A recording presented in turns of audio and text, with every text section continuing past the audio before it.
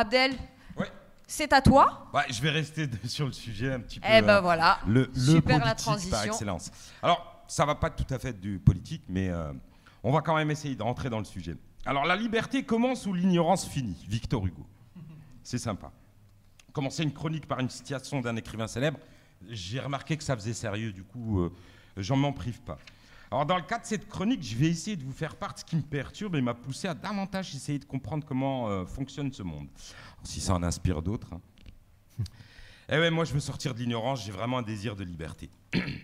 Alors, un petit retour dans le temps, je vais aller vers le confinement. Je vais revenir vers le confinement, pardon.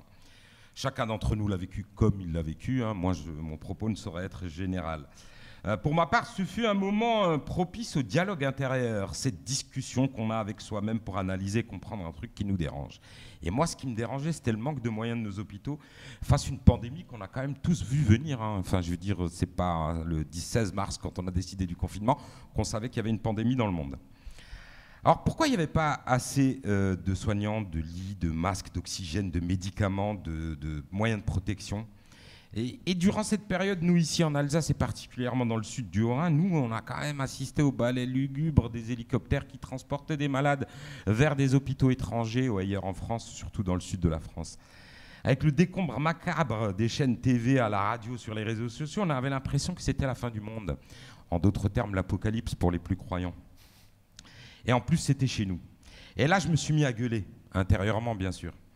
Mais il va où tout ce fric ? Impôt sur le revenu, CSG, TVA, taxes foncières, taxes sur les produits pétroliers. Il y en a d'autres, je les ai un peu oubliés, c'est pas exhaustif. Ça fait un paquet de fric quand même. On est en droit de penser qu'il pourrait être utilisé, entre autres, pour avoir un service public de la santé efficace. Mais peut-être que toute cette ressource ne va pas tout à fait où elle devrait aller, moi je sais pas. Et alors je parle même pas des sacs poubelles utilisés par les soignants comme protection.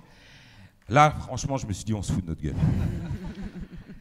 Alors, je vais essayer de tenter quelques petits calculs pour vous faire comprendre. Si j'achète un bien à 5 €, bah, y a 1 € qui va dans les caisses de l'État. Et c'est comme ça pour tous les biens qu'on achète, toutes les consommations. Il y a des niveaux de TVA différents, mais en général, c'est 20% la TVA. OK ? Les carburants, c'est 60% de taxes sur les carburants. Donc, vous voyez le prix aujourd'hui, ça rapporte quand même pas mal aux caisses de l'État. La TVA, en gros, elle rapporte 160 milliards d'euros par an. Alors pour des gens comme nous, 160 milliards, ça veut strictement rien dire, hein, on est bien d'accord. On a du mal à voir ce que ça donne. Donc moi, je vais essayer de vous donner des ordres d'idées.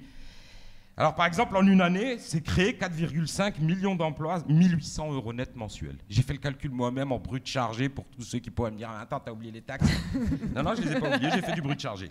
Donc 4,5 millions d'emplois par an à 1800 € net mensuels. Je pense qu'il y en a certains qui sont avec nous aujourd'hui qui aimeraient avoir ce salaire-là. Ça fait 727 Mbappé. Sacrée équipe quand même. On a un super championnat là, avec 727 Mbappé. Ça fait 20 000 jets privés, au cas où, pour se déplacer. OK ? Parce que la classe éco, c'est quand même très serré. Et on peut continuer comme ça. Et je pourrais vous dire, par exemple, que c'est le PIB de l'Ukraine. La TVA, c'est le PIB de l'Ukraine. Donc finalement, pour 43 millions d'habitants, l'Ukraine, hein, quand même, au cas où. Hein, pas qu'on me dise que c'est un petit pays. Hein. Donc on pourrait se dire quand même qu'il y a un peu de fric chez nous en France, hein, on n'en manque pas. Mais alors pourquoi on a galéré comme ça ? Incapable de faire face à un phénomène qui va se reproduire dans les années qui viennent. Ça fait peur. Mais après, il faut avouer que nous, on avait notre Martin Luther King, le Nelson Mandela de la crise sanitaire, qui passait un soir sur deux pour nous dire « ça ne sera plus jamais comme avant. Quoi qu'il en coûte. » Nous tiendrons tous ensemble. Tu fais bien. Alors, non, mais il a fait encore mieux. Hein. Il a dit une phrase, j'ai adoré. La France est une communauté humaine qui tient par 2 valeurs. La solidarité et la fraternité. Oh là, tu kiffes. Ouais. Ben lui, il va prendre des décisions, je le sens, pour changer. Provoquer un mouvement salutaire. Que nenni. Faut pas être naïf non plus. Hein. Si on n'a plus assez de pognon pour le service public, il doit y être pour quelque chose, le mec. Et c'est là que je me suis rendu compte de mon ignorance. Si la santé, l'éducation, la justice, l'écologie, le transport, tout ça, ça va mal, alors que nos impôts et nos taxes n'ont pas vraiment baissé, c'est qu'il doit y avoir des fuites dans le tuyau. Et j'ai commencé à creuser et à chercher. Et hop, voilà ce que je découvre. On donne 140 milliards d'euros par an aux entreprises. Et ça, j'ai découvert sur Internet, c'est en accès libre. Vous voyez je crois qu'il y a... Oui, c'est Allo Bercy. Vous pouvez aller regarder sur le net, vous trouvez ça. 140 milliards d'euros par an, c'est 2,5 fois de plus que l'impôt sur les sociétés. Ça en fait c'est la belle vie du capitalisme assisté, hein, on est d'accord, hein, là, le libéralisme dont on nous parle. Hein. Bon, en même temps, c'est la devise, hein, privatiser les gains, socialiser les pertes. Je ne sais pas si ça dit quelque chose à quelqu'un, mais en gros, ça veut dire pile je gagne, face tu perds. Dans tous les cas, vous avez perdu. Bon, parlons des assistés, justement. Hein, vous savez, cette légende-là du bénéficiaire du RSA qui roule en 4x4 avec des LCD dans toute la maison. Eh ben, en cherchant un peu, j'ai découvert une autre réalité de la fraude. Elle est quand même beaucoup plus fiscale que sociale. Ok. Alors, attends, c'est quoi le plus petit point? C'est quoi?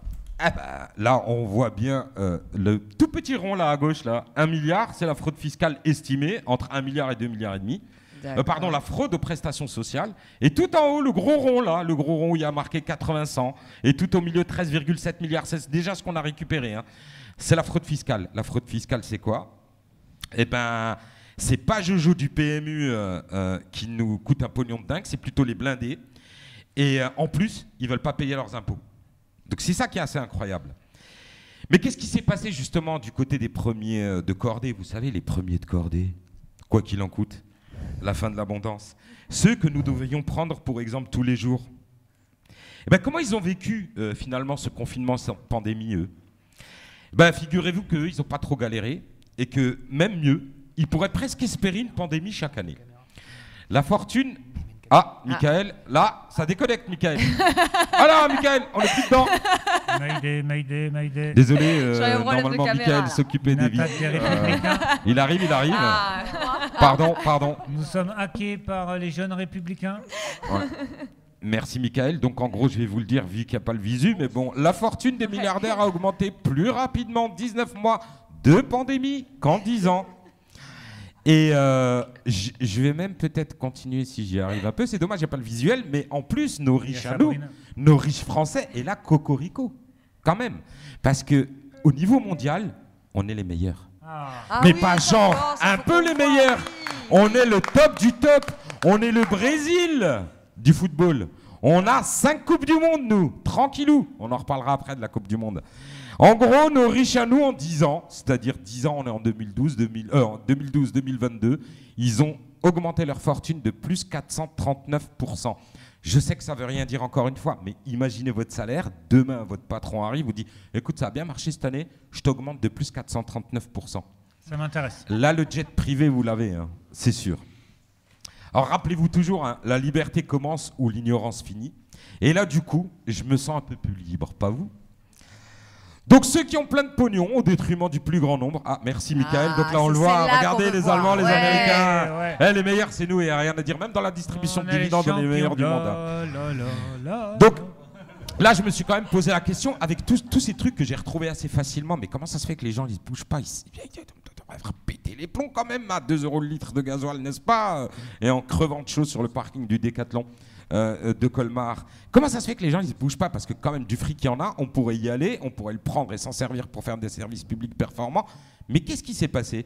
Eh ben ils sont pas trop cons les mecs quand même. Parce que qu'est-ce qu'ils ont fait? Eh ben ils ont acheté tout ce qui pourrait permettre de nous informer sur la situation actuelle telle que je vous l'ai présentée. Michael, merci. Ah oui. Donc quand on a tout ça, hein, vous regardez les chiffres, hein, tout simple, hein, 80% de la presse quotidienne régionale, en gros l'Alsace par exemple, ça pourrait appartenir à une grosse fortune française qui a augmenté son capital en 10 ans de plus 439%. Ok, c'est quand même quelque chose d'énorme. Alors, avec ça, c'est quand même plus facile après de faire passer le message que tous nos problèmes sont dus aux sarrasins qui voilent leurs femmes, aux pauvres qui achètent des télés avec l'argent du contribuable, aux assistantes maternelles quand même qui gagnent 1 SMIC par enfant gardé, et aux autres fonctionnaires gros fainéants qui pensent qu'à faire grève. N'est-ce pas? Ça c'est vrai. Ça vous rappelle rien le truc de diviser pour mieux régner, non? Enfin, je reviens sur mon point de départ, la liberté commence où l'ignorance finit. Je persiste et je signe. Je souhaite quand même remercier Michael, malgré tout, pour m'avoir secondé sur les visuels. Et Michael, je crois que tu as quelque chose à nous proposer et merci pour terminer cette chronique de le proposer. Ah bon? Mais moi, je sais comment ça va se finir. Regarde, Abdel. passer ta tête. Vous la connaissez, la fameuse prise. Merci. La prise de la Bastille. C'était ça. Ouais. J'ai compris. Moi aussi, j'avais pas compris. Ça y est, c'est bon, j'ai compris. Vous avez compris, dites-le dans le chat. Et dans le chat, ils ont compris. Parce que, bon. Stéphane, tu voulais intervenir, je crois. Tout compris. Vient de dire Abdel, parce qu'en fait, il faut savoir quand même que sur cette histoire de fraude fiscale, aujourd'hui, on parle de 100 milliards, entre 80 et 100 milliards d'euros. C'est une estimation. En fait, concrètement, on ne sait pas exactement ce que ça représente. C'est des données qui ont été récoltées par le syndicat solidaire Finances Publiques, en fait, qui ont permis d'arriver à ce résultat-là, en sachant qu'ils n'ont pas toutes les infos, quoi. Donc, ça peut être beaucoup plus que ça. Ou beaucoup finalement. moins. Beaucoup moins, non. Non, puisque c'est le minimum. C'est le minimum. C'est au moins C'est 100 au moins milliards. 100 milliards. Ah bah, Monsieur le vieux. Ouais, alors le vieux de la bande. Hein. Le vieux de la bande, pardon. Alors moi, ce que j'aimerais, je reprends ce que disait Abdel, là, les chiffres sont assez clairs. Hein. Je veux dire, on peut pas... Et je les connaissais, mais je les connaissais pas dans cette proportion. Et moi, j'aimerais faire le lien entre ce que tu as dit, Abdel, et le type qui va se lever demain matin pour aller bosser. Comment on fait le lien là? Parce que moi, bon, je le sais, ok, je le sais. Mais demain, si moi j'ai pas mon plein d'essence, je vais pas bosser, quoi. Non, mais tu as tout à fait raison. Voilà, comment Alors, on fait le lien? Comment on fait le lien? Moi, je pense qu'il y a un... Je partage avec l'ensemble des personnes présentes aujourd'hui, mais je pense qu'il y a un moyen simple. C'est quand même ce qu'on entend régulièrement, c'est que vous voulez qu'on le trouve, le fric? Bah non, mais le fric, il existe. On n'a jamais été autant riche. Ce pays n'a jamais été aussi riche qu'aujourd'hui. Hein. De toute l'histoire de ce pays, on n'a jamais eu autant de pognon. Donc il y a bien un problème quelque part de concentration de cet argent. Et s'il était juste un peu redistribué, juste un tout petit peu, ça veut dire de la justice sociale, pas plus. On ne demande pas de l'équité ni de l'égalité, de la justice sociale. Se dire que ceux qui produisent les richesses, c'est le mec qui paye 2 € son litre de gasoil pour faire ses 8 heures devant son poste de travail, repartir, il est productif. Il faudrait qu'il ait une part de cette richesse-là. Et le service public est une manière de redistribuer. Nico? Je fais un parallèle un peu étonnant. J'ai entendu Tiken Jah Fakoly sur France Inter là, hier, qui disait exactement la même chose sur l'Afrique. C'est-à-dire, ça fait des décennies qu'on leur dit le continent est pauvre. Ouais. Or, le continent est riche à toutes les matières premières, à toutes les ressources, à toutes les forces.